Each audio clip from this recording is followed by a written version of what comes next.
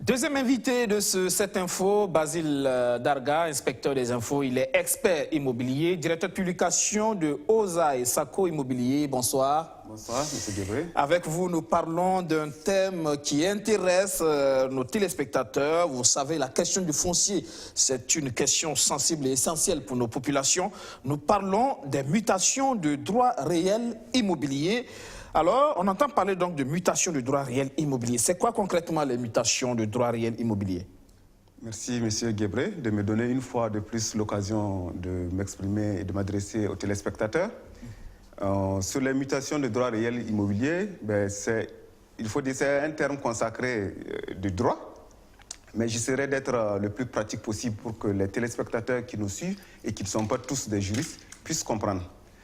Alors, avant de passer à la définition des termes, il faut dire que tout ce que je vais dire est encadré par la loi portant RAF, c'est-à-dire la loi 034/2012 du 2 juillet 2012, qui est notre loi fondamentale en matière foncière. Et les droits réels immobiliers sont régis par les articles 209 à 331 de cette même loi. Alors, quand on parle de mutation de droits réels immobiliers, qu'est-ce qu'il faut entendre? On va parler en français facile. Quand on parle de mutation, on parle de changement. Tout à fait. Voilà, muter, c'est changer. OK. Les droits réels, ça c'est un peu plus technique, c'est du droit, mais il faut comprendre par droit réel le pouvoir que quelqu'un a de disposer de son bien immobilier. Le bien immobilier ici pouvant être un terrain, une maison ou un champ. Donc, mutation de droit réel immobilier, ça veut dire changement de droit.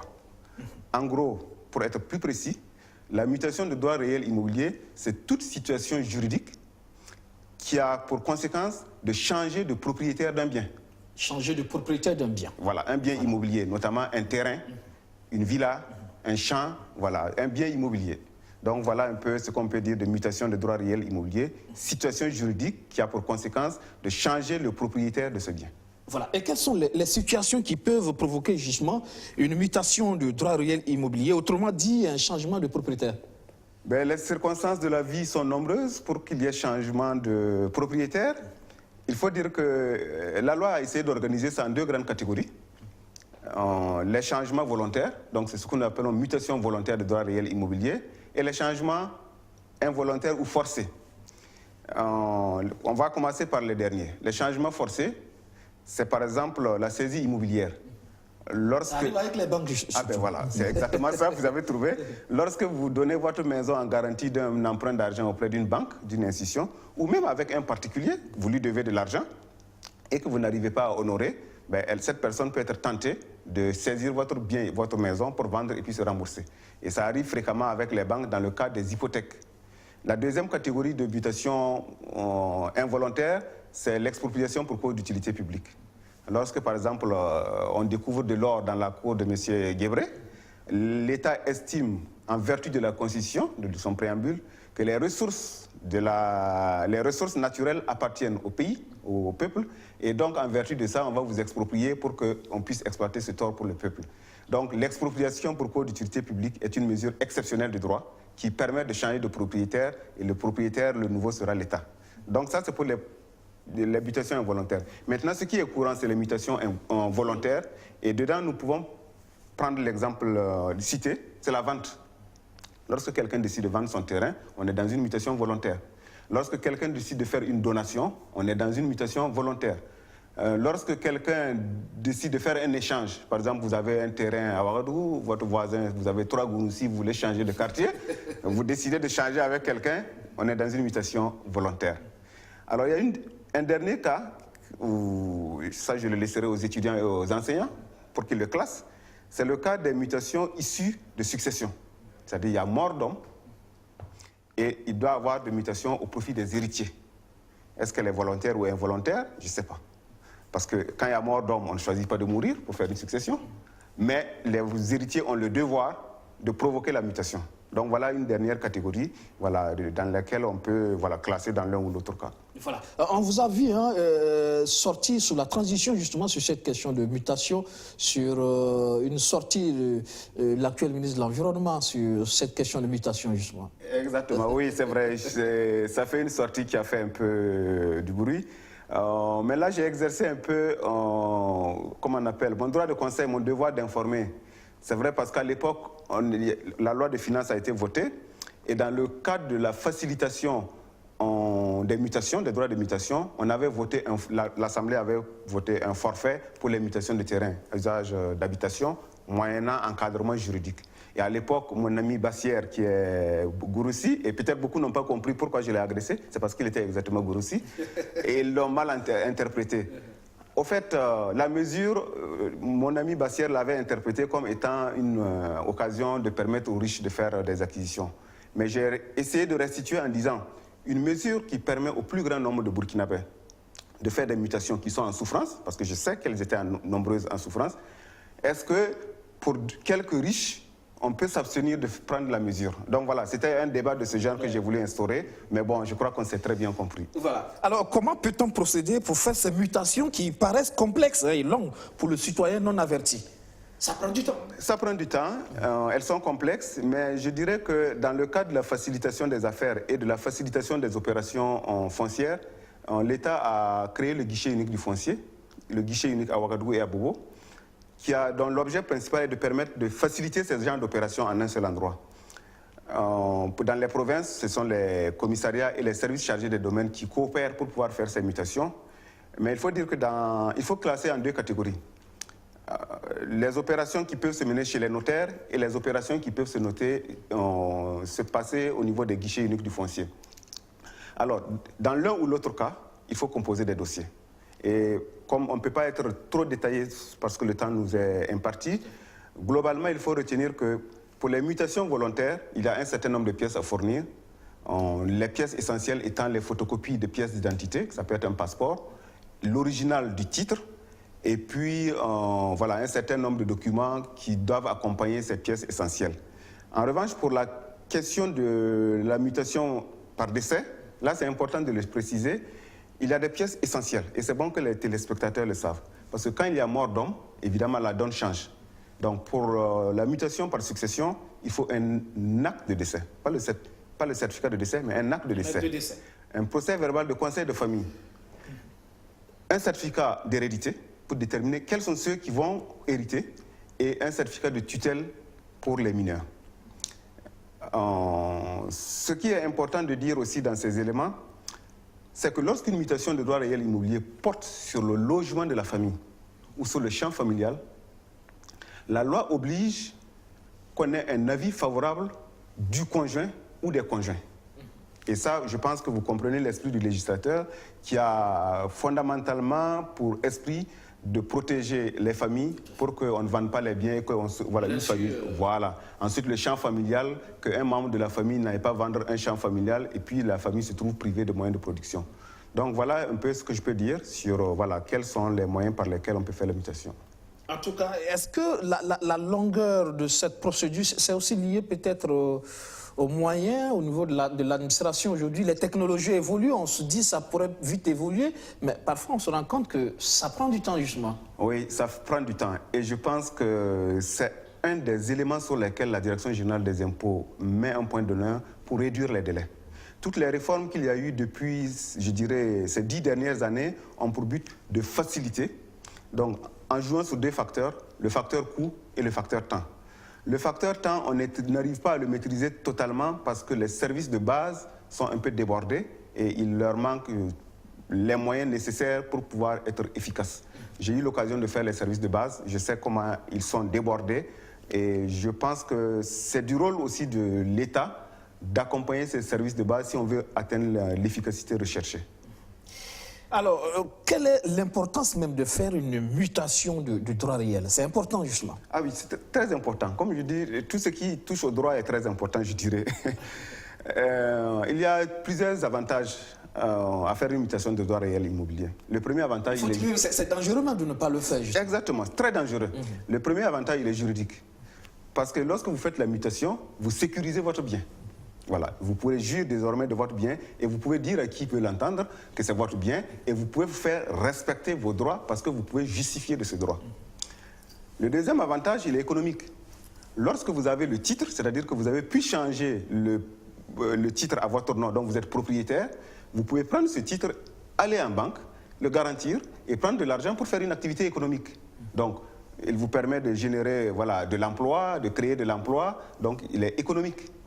Et le troisième, je dirais, il est social, parce que lorsqu'on est dans le cadre de la succession, il permet aux héritiers de disposer chacun pour sa part d'héritage et de disposer librement et de pouvoir exercer son droit conformément à la volonté de la famille qui a été décidée à travers le PV de conseil de famille et le certificat d'hérédité. Donc je dirais c'est important, c'est très important et j'invite ceux qui sont dans des situations qui ne sont pas encore réglées de le faire. Parce qu'il y a même un risque. Lorsque vous achetez un terrain, vous avez les papiers avec vous, vous n'avez pas fait la mutation. Imaginez que celui qui vous a vendu, il meurt. Et que demain, ses héritiers ne vous reconnaissent pas cette vente. Qu'est-ce que vous faites? Vous êtes devant les tribunaux, vous allez faire des procès, vous n'allez pas en finir. Même si au finish, vous allez gagner, mais vous allez perdre du temps. Donc il n'y a aucun intérêt à acheter un terrain, acheter une villa et garder les papiers soigneusement devant soi au motif que peut-être qu'on n'a pas l'argent pour le faire. Non, je crois qu'il faut aller vers la mutation, il sécurise davantage. C'est très important. Alors, quels sont les terrains concernés par les mutations? Alors, en principe, je dirais que tous les terrains sont concernés par les mutations, c'est-à-dire les terrains mis en valeur et les terrains nus. En ce qui concerne les terrains nus, la loi a encadré. La mutation de terrain nu ne peut intervenir que dans la limite du délai de mise en valeur. C'est-à-dire, lorsque vous achetez un terrain qui est nu, pour le terrain à usage d'habitation, le délai de mise en valeur, c'est 5 ans, c'est ce que la loi a prescrit. Vous pouvez acheter ou vendre le terrain nu autant de fois que vous voulez dans l'intervalle de 5 ans. Mais au bout des 5 ans, ce terrain nu ne peut plus faire l'objet de mutation. Mais ça ne signifie pas qu'on ne peut pas acheter. Les gens achètent, mais ils se retrouvent dos au mur parce qu'ils ne peuvent pas faire la mutation régulièrement. Bon, ils trouvent des moyens pour contourner, mais je pense aussi, ça c'est mon point de vue, c'est une des insuffisances de la législation. Et ça, c'est mon avis personnel. Je pense qu'il faut ouvrir la mutation sur les terrains nus. Parce que la réalité sur le terrain, elle ne cadre pas avec l'esprit de la loi. Les gens ont des problèmes de ressources et parfois ça prend du temps. Voilà. Pour la mise en valeur. Et puis pour les terrains mis en valeur, ben là, il n'y a pas de problème. Vous pouvez faire la mutation sans autre forme de procédure. Donc, elle concerne aussi bien les terrains nus que les terrains mis en valeur. Par exemple, on se trouve dans le cas aujourd'hui du projet Zaka avec des terrains qui ont duré quand même. Hein? Voilà, vous voyez projet Zaka. Si vous prenez tout de suite quelqu'un qui vous vend un terrain dans le projet Zaka, où le délai de mise en valeur est expiré, mais vous ne pouvez pas faire la mutation. Parce que il est hors délai de mise en valeur, et à partir du moment où il est hors délai de mise en valeur, si vous achetez ce terrain, vous ne pouvez pas faire la mutation. Ça devient compliqué. Aujourd'hui, voilà, le projet Zaka que l'on veut, il faut qu'on sorte de ces terrains nus qui sont au centre-ville et qui sont des lieux insalubres. Donc, permettre aux gens de faire des mutations régulières et permettre la mise en valeur des terrains, moi je suis d'accord pour que voilà, on trouve des solutions voilà, qui permettent de faire les mutations et de mettre les terrains en valeur. Voilà. L'intervention des notaires, elle est obligatoire cette intervention? L'intervention des notaires n'est pas forcément obligatoire.